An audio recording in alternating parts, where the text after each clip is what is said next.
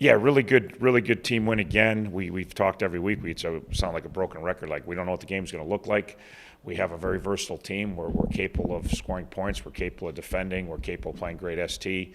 Obviously, the name of the game was defense. Our defense was dominant. We know Akron struggled on offense going into the game, and we knew if we played our A game, which they played their A game. Our second shot of the year, first time since '98. I think you said, two shutouts in one season. So that just goes to show how hard it is. It doesn't matter who you play. And again, they kind of made it look easy. Like when you watch the game, you're like, well, Akron wasn't ever going to score. So it was easy. Well, when you say, second time or first time since '98, this thing's happened. That just shows how hard it is to put a goose egg up there. So dominant defensive performance. Obviously, stuffed the run early. They couldn't run it one-dimensional like we always talk about. Got them one-dimensional. They like to throw it anyways. They're not, they throw it around a bunch. So in general, they like to throw the football. So I thought our coverage was excellent. They have really skilled wideouts. Obviously, D-line pressure, linebacker pressure was tremendous, but I thought the tougher matchup was back-end guys on their receivers, and I thought we took away their first throw a lot, which allowed pressure to get home. Special teams was good again. We had the one blunder by Cade, tried to be just a little bit too aggressive. We love his aggressiveness, don't get me wrong. It's been huge for us. So you can't say, well, you love the aggressiveness, but again, just a little bit too aggressive on that one. He took his eye off it late. The guy was right in front, should have fair caught it. Caught a break there. But other than that, obviously, Bev was really, really good. Pooching down inside the 5, almost set up a touchdown. Really good execution. Tougher from the 35 because we usually pooch from the 45, 50 range, so it was a tougher kick for Bev, but great execution by him and Cy. And then obviously kicking the ball out of the end zone. We only let Hester touch it. He's a great kick returner. He's been great in this league for a long time, and keeping the ball away from him was huge. And then obviously Graham making his field goals. So offensively struggled. Akron's defense was good coming in. We knew that. They had not given up a lot of yards all year, except for, like we said, Northern Illinois was the one conference game that the team moved the ball successfully on them and got well over 300 yards. But we didn't execute on offense. We didn't have a good enough plan on offense. It was a total combination. It's like I would say, if you come play football at Miami, you'll never get blamed. You'll probably be the only program in the country. When things are going good, it's we. And when things are going bad, everybody likes to talk about players and what they, we didn't protect. Well, we didn't block good enough. We didn't run good enough. We didn't throw good enough. We didn't catch good enough. That's obvious. We didn't. But the plan wasn't good enough. The practice, the preparation wasn't good enough. It's always everybody, and it was Saturday. But we got 186 yards on the ground. It wasn't a pretty 186. It wasn't a smooth 186, but it's still 186 yards on the ground. And when you rush for 186, we had 2 chunk runs that were obviously huge in the game, and so they ran for 36. We ran for 186. So I'm not necessarily totally happy with our run game, but I am. The end results were. We talk about you got to get chunk plays. We got 2 big chunk runs, which were huge plays. Obviously, we didn't throw it a ton, and we weren't very proficient throwing the football. And that's not everybody. You can ask the question, why didn't you throw it? The plan wasn't good enough. The quarterback wasn't good enough. The left guard wasn't good enough. The Z wasn't good enough. The T was we all weren't good enough in the passing game. We got to get some things cleaned up, and we can heading into this week. Coach, I had an exam Thursday morning. I'm sure some of your players are in the same boat. What's it like trying to balance academics with football in weeks like this, the midweek action games? Yeah, it's hard. I would say the midweek is so much harder on the players than anyone else. Yes, it's hard on the fans to get to the game, but we're typically on ESPN, ESPNU, so easy for the fans to watch us. They don't have to watch us on ESPN Plus, so that's harder to get here. I thought the crowd was great. I thought the students usually I look across the field midweek and there's the band and nobody. There was a lot of people over there, which were very appreciative that students come out on a Wednesday night. I'm sure some of them had tests on Thursday, or whatever. They certainly had class on Thursday. So, but they just got to do it. It's a few weeks. It's not all year. You know what I mean? For us, it was nice this year. It was only 2 weeks that we got to deal with it. So they just got to, like we always say, there's thousands of reasons why you can't play your best and be your best. And midweek is certainly a nice excuse that you're all discombobulated, or you just got to figure out a way to manage it and grind through it and use it as a positive, saying it's hard for the other team too. And I'm gonna do better than the guy across me as far as managing my weird schedule.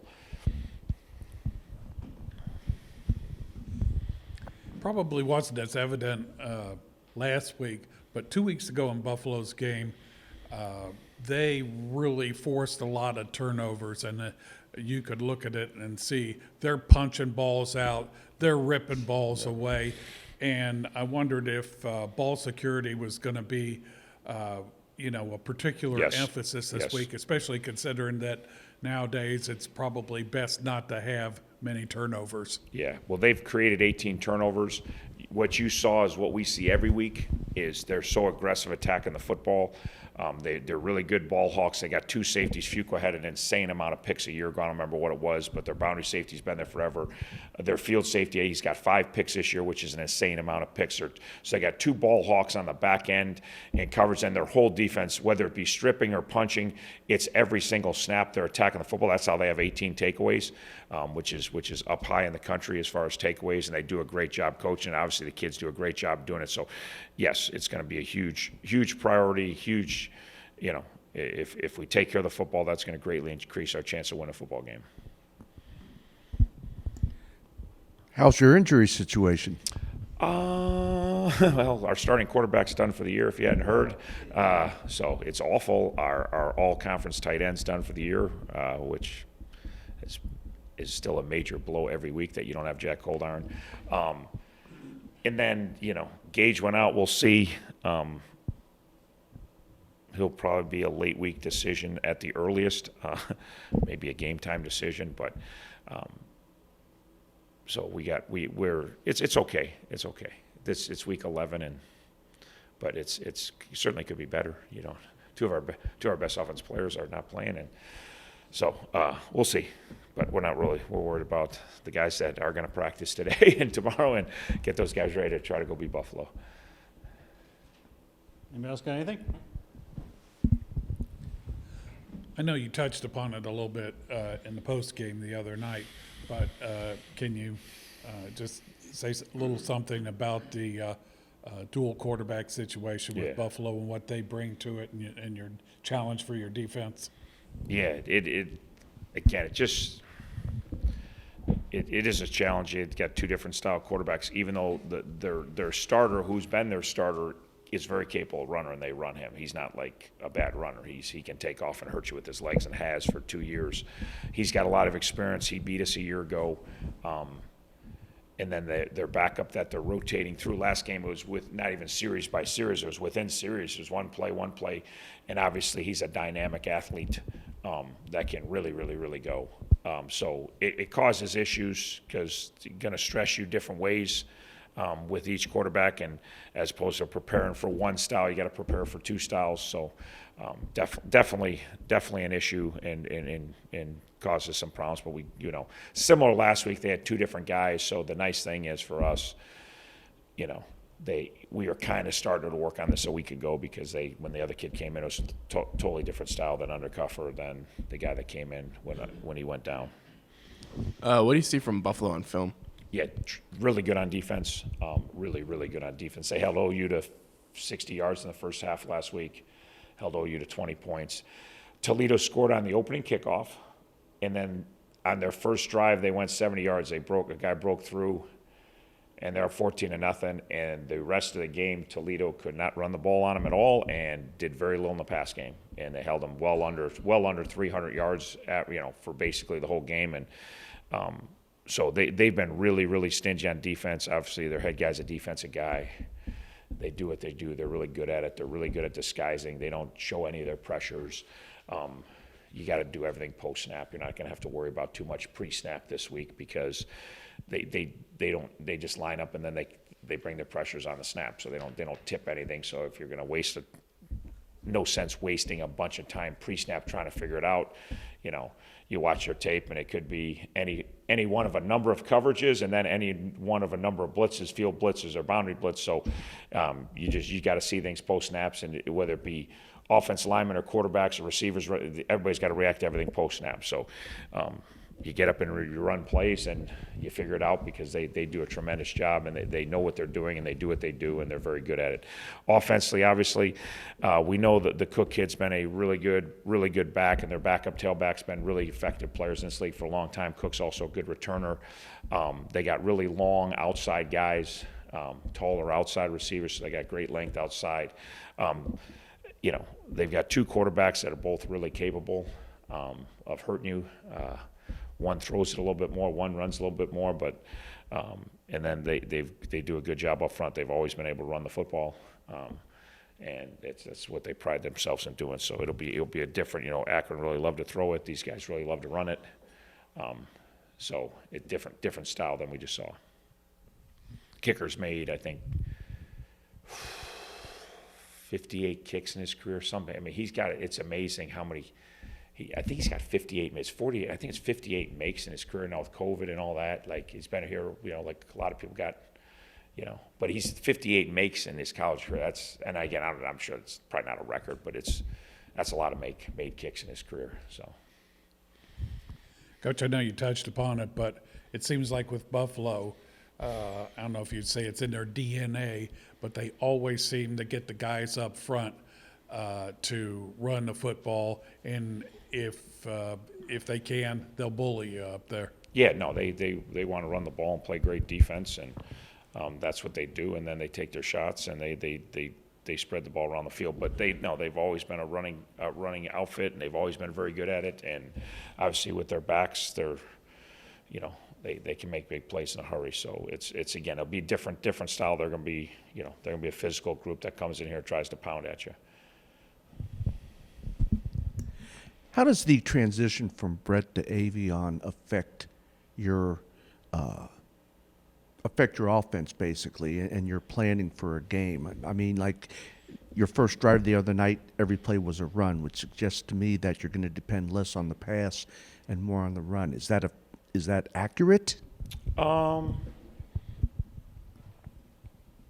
I don't know. I don't know that we try to prepare to run and throw it effectively every week. That's a goal. We don't view ourselves as a run team or a pass team ever. Other people may, and week to week. There's times that we've thrown it a lot more than we've run it this year, and there's times that we've run it more than we've thrown it. Obviously, the biggest difference is using AV's legs, you know, some in the run game, you know, which we like to do and we've done. But we still would like to say that if the situation presents itself and depends on what the defense wants to do, if they give us good pass opportunities, we want to take advantage of those. That's kind of our game plan every week. We don't really go in, we're going to throw it 40 times and run it 20, or we're going to run it 40 and throw it 20 or whatever. The game kind of dictates how the flow. Like I said, the last 2 weeks, the plan was not to throw the ball that little at all, but just the flow of the game. There was a time in that game that it was like, if we don't put them on a short field, they're not going to score on our defense. And certainly we were up 2 scores at halftime.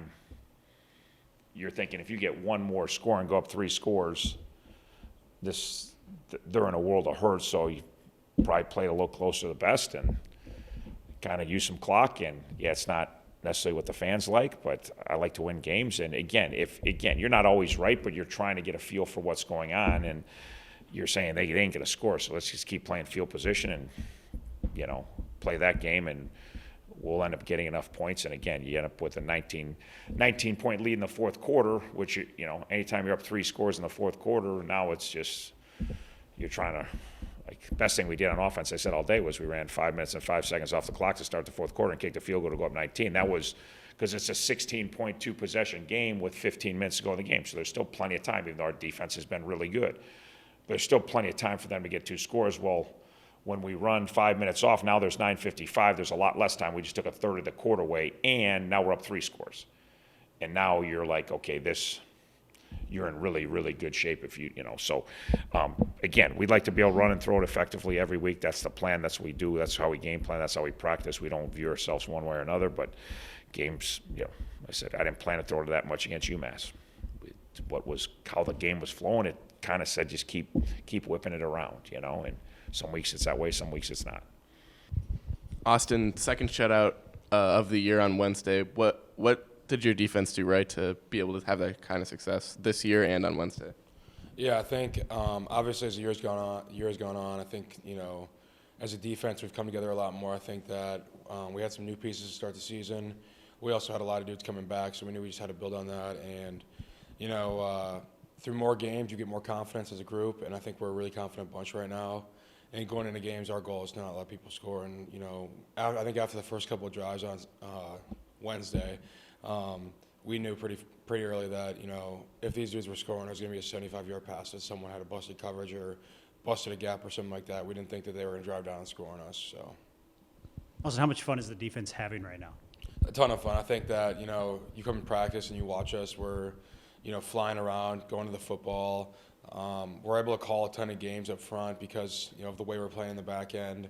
And when you're playing at the level that we're playing at right now as a group, I think everybody's really trying to focus on themselves. But really, I think as a defense as a whole, we're really playing for each other. We're happy for each other's success right now. Someone goes and makes a play, you got all the dudes coming to celebrate with you.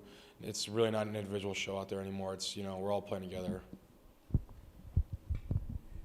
And how much more fun is it when you build a lead like you guys did on Saturday, and you guys can just really fly around and as they say in a phrase I hate, pin your ears back. Yeah, I think for that saying, pin your ears back and whatnot, I think we've kind of lived by that a little bit this season because, our defense is built on stopping the run. Our first goal always every week is to stop the run, make them one-dimensional. Once they're one-dimensional, let dudes get after the quarterback. I mean, we got a ton of dudes in our room, 10 dudes in the linebacker room, even the DB room that can get after the quarterback. We got a ton of good pressures. We probably got 20 pressures in for third down. So getting after the quarterback's a huge goal of ours, but, stopping the run's number one. And, on Wednesday, once we knew that they weren't going to run the ball on us, kind of made them one-dimensional and made us able to go out there and, get a little more weight on our stance, get off the ball. So. Also, a lot of times on third down, you got to come off the field, though. Have you been trying to work your way into that a little bit? No, I think we're good with Willard, Brian, Ty, and Corey. I'm not as good of a pass rusher as those dudes, but obviously I want to be out there. But no, there's some crazy pass rushers, so I can't complain with that. No. Last week, Akron more or less by necessity went to two quarterbacks. This week against Buffalo, they showed a two quarterback thing big time last week. How do you guys feel about adjusting to those sorts of things? Yeah, I think obviously it creates a much different dynamic when you're going through scouting and whatnot. I think I always thought Buffalo was just the Cole Schneider guy, and then all of us were watching the game last week and you're like, who the heck's this number 10 guy running the ball around? But I think for us, it just creates a different dynamic, like I said. And, you got to prepare you got to have one game plan for, Schneider, one game plan for number 10. And, you got two game plans going in. And, one drive it might be for Schneider, one drive it might be for 10. And one drive it might be for both. So you really guys got to hone in on, who's that quarterback and what plays they're running with those quarterbacks. Coaches a lot of times talk about complementary football with offense, defense, that sort of thing. Really, within the defense, it looks like Miami's got some good complementary football going as well between what the line does and what the defensive backs can do related to that success. Yeah, I think for us, we always talk about, if we get a sack, it's because, one, either someone made a really clean move, or two, because the DBs are having such tight coverage back there. I think with that, when you're working together like that as a group, we can be a pretty dynamic group as a whole defense, because when our safeties, our corners, our linebackers, everyone back there is on tight coverage, it gives us up front way more time to get home, and vice versa. When we're getting home really fast, it makes their job a lot easier back there. So I think that is a huge thing when you talk about it between, D-line and then the back seven. Just more generally, what have you seen from Buffalo on film? Yeah, I haven't watched too much film. I've watched probably 3 or 4 games of theirs, but obviously they're a big physical group up front. They got big dudes up front on the O-line. They definitely like to run the ball. They're going to try to run the ball. They're a zone team. I remember 2022, 2021, 2020 at their place. They're a team that likes to run the ball, likes to run zone, a lot of double teams. So I'm excited for it, but it's a big challenge for us. Like I said, we want to stop the run first, so that's what our goal is out there going to try to do. Getting back to your defense for a minute, is there any level of competition between the groups, between the D-line and the linebackers and the defensive backs to see who can make the most plays? I wouldn't say that. I think that like I said, when we're all happy for each other's success, I think, you know, in the locker room and whatnot, you got to do that. Like Ty making 3 sacks, you're like, come on, let's win the D lineman get some of them. But no, I think that we're really happy for each other's success, and I think, you know, when you get to the level that we're playing at right now, like I said, you know, everybody's just happy for each other. We're not going out there just trying to, you know, take sacks away from each other. We're not trying to, you know, do things out of the ordinary and be a one-man show. Excuse me. We're really trying to go out there and, you know, get after, you know, whoever our opponent is as a whole 11 group. That would be a fun thing. Yeah. Austin, Buffalo got you guys late last year. I think it was about 30 seconds left in the contest. Is that something you talk about? You just, you know, getting even with them? Yeah, I think that, like I talked about last night on the radio show, the biggest thing for us this whole year is, you know, we want to get back everybody that got us last year. So far, we've done that, and, you know, Buffalo's just another team on the schedule for us. But really, you know, I got memories of 2020 at their place when we got blown out there in Buffalo on a Wednesday night or Tuesday night, whatever it was, and then obviously last year, I think, when they took us out at their place again. But, you know, when you're, you know, preparing for a team like that beat you last year, you're really trying to get back at them. And, you know, for us, it's another game, but really it's not. We're one game closer to where we want to be, where we've worked for. So there's just another team on the schedule right now. And then I got one more. Your freshman year here, Miami went to the MAC championship game. You're now 1 win away from your senior year, sending the team back to Detroit. You know, is that something you guys talk about at all?